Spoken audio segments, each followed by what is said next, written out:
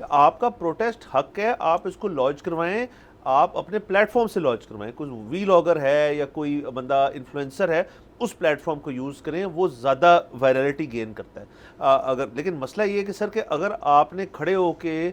میاں صاحب سے آمنے سامنے تقریباً ہو کے, ان کے فالوور سے آمنے سامنے ہو کے گال گلوچ کر لیا, اس کی وائرل ہونے کی جو ڈیمانڈ ہے اور جتنی وہ ہو سکتی ہے, وہ کبھی بھی ایک سٹینڈ لون پروٹیسٹ نہیں کر سکتا. تو سر فالوورز گین ہو رہے ہیں, لوگوں کو تک میسیج ایک پہنچایا جا رہا ہے کہ, اور خاص طور پہ بانی پی ٹی آئی تک میسیج پہنچایا جا رہا ہے کہ یار جو ہم ہے نا, ہم نے نہیں چھوڑنا ہے. دیکھیے بنیادی بات یہ ہے کہ آج کا یہ سلسلہ نہیں ہے, ظاہر ہے دن بدن یہ خراب ہوتا چلا جا رہا ہے,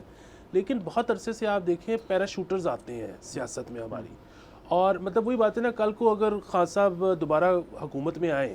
اور وہ شایان جس کی آپ بات کر رہے ہیں اس کو سینیٹر بنا دیں,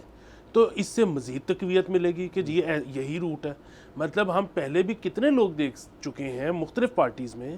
جن کا کلیم ٹو فیم یہ تھا کہ جی ان کو ہم نے کبھی اپنے کسی پہلے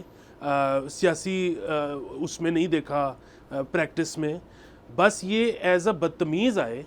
اور ان کو اتنی پذیرائی ملی کہ ان کو کوئی نہ کوئی عہدہ دینا پڑ گیا. تو یہی ہوگا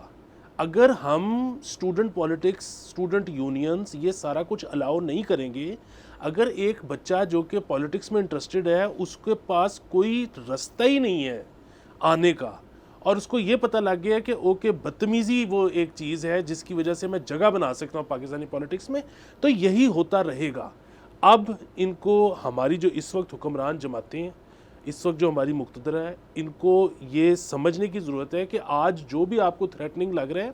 یہ تو اور 5 7 8 سال میں نہیں رہے گا. مطلب اس وقت ہمارے جو مشہور سیاستدان ہیں تمام پارٹیز کے, دے آر آل اوور 70, 10 سال بعد دے ول بی اوور 80. کتنوں میں ہمت ہوگی الیکشن لڑنے کی, جوڑ توڑ کرنے کی.